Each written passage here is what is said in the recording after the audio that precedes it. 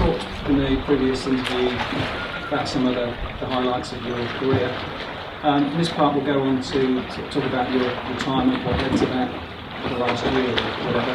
Obviously, for anybody, particularly in a sporting career, it can't go on and on forever, certainly the professional level. But when did the thoughts of retirement first come into your mind and sort of become a reality that maybe the end is sort of coming to? Yeah, my retirement, it was quite a long process, and it didn't enter my consciousness till Ironman Lanzarote 2013, and I called Brett in tears during the run. I pulled out and I said my words. I said, it's over, I'm done. And it was really hard for me, and he told me not to make that decision there and then, but it was from then, and it was from there till Henley, till I could really accept it. I didn't want to really when it came to it, but something inside me said that I was done. And was it a physical, mental, or a combination of lots of things that just that maybe the spark or the flame is no longer as bright as you need it to be? I think it was a bit of both. I mean, I was struggling with my hamstrings, which I probably damaged in 2008 when I did so much. But I mean, looking back, I did so much. It was amazing. I did some amazing things that year. So should I have done less that year and not achieved so much and kept going for longer? I don't know. I mean, I don't regret anything. But yeah, 2013 Lanzarote, I just didn't have what I felt I used to have physically and mentally, and it just didn't feel right. And I did brush it under the carpet for a while, but it was there, and then Brett brought it up a few months later, and he told me that it was time to retire. He didn't want me to keep going to races and struggling like I had at Lanzarote. He said I'd had a brilliant career, and we decided it was better to finish rather than dragging it on. And I did fight it, and we had a lot of very emotional times with Brett making the decision. But eventually I came to it, and I decided to announce my retirement 2 days before Challenge Henley. And I didn't think I would race Henley, because after Ironman UK it had been another awful day, and it was just bad. I was going to ask you about that, because if you have the thoughts of retirement,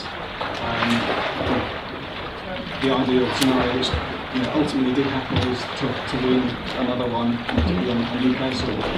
With Ironman UK, it wasn't a particularly deep field, but by your own standards you went way off the pace. It was. It must have been pretty tough to somebody who was one at that point, 15 races, to be really struggling home at a race that you'd won 15 before. I mean, I shouldn't have raced that day. I'd been really ill for 6 weeks. I had a bad cold, and I had some sort of ear infection where I couldn't hear, and after that race I went back onto antibiotics. I shouldn't have done the race, but I did, and that didn't help. But then having such a bad day, it just reinforced that probably that I should be retiring. So I thought I wouldn't race Henley, but that would have been, well, looking back, it was a good thing I did Henley.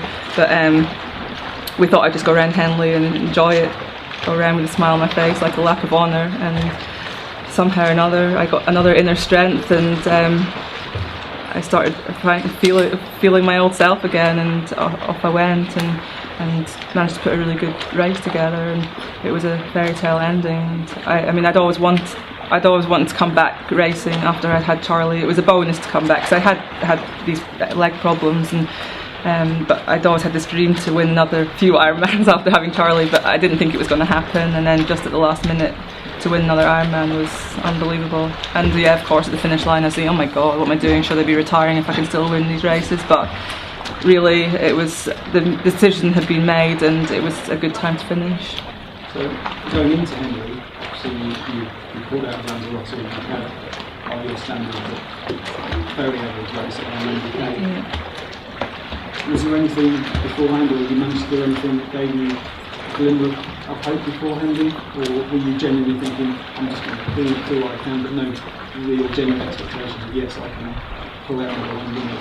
I didn't believe that I could win it again. Ever since I'd had Charlie, the training hadn't been like it used to be, because I couldn't focus on myself anymore. I wasn't the most important thing anymore, which was fine, and it shouldn't be that I was the most important thing after I'd had a baby. And I wanted to have Charlie, it was all part of the plan, but the training just wasn't, I couldn't believe in myself going into all of my races after I'd had Charlie.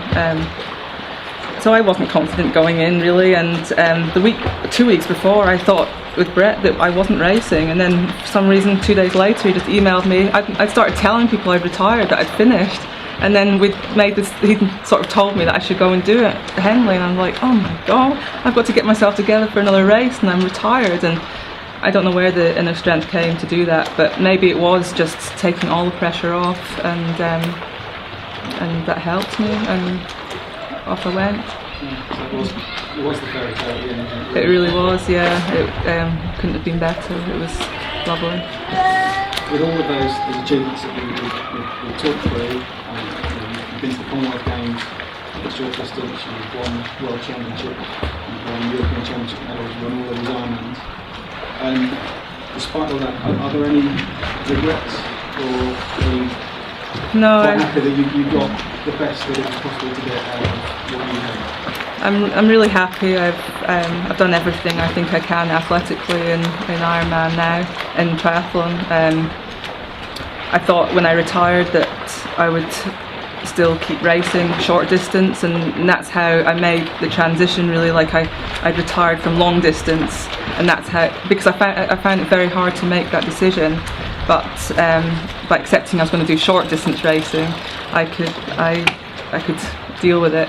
But after I retired, Stephen took a break from Challenge Henley, and I was almost training full time, and the training was going well, and I did Ocean Lava, the half distance, and it was going fine. But when it started hurting, I started saying to myself, why am I doing this? I've been here, I've done it, I've retired, what am I doing?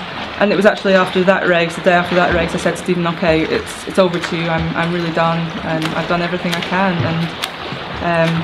and now I've decided I'm completely out. I think probably looking again at Brett, he's either all into something or all out of it, and I think I've learned that from him.